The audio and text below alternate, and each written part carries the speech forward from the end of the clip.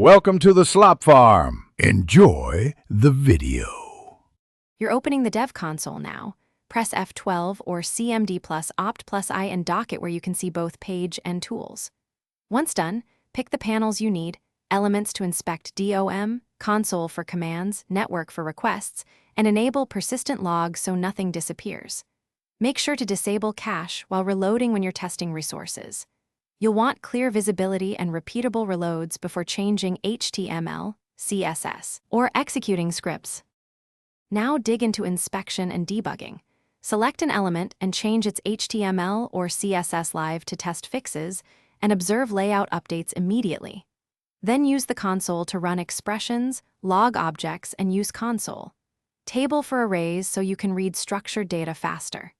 Next, open sources, set breakpoints or conditional breakpoints, then step over, into, or out to trace logic. Make sure to watch scope variables and call stacks while you reproduce the issue so you understand cause and effect. Finish by validating network activity and performance. Replay the scenario while watching network for failed requests, large payloads, and long latency. Inspect headers and response bodies to confirm correct data.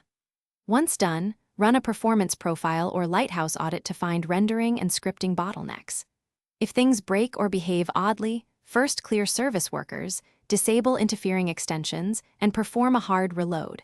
If errors persist, reproduce with source maps, enable. Thanks for watching. Consider subscribing if we helped you today.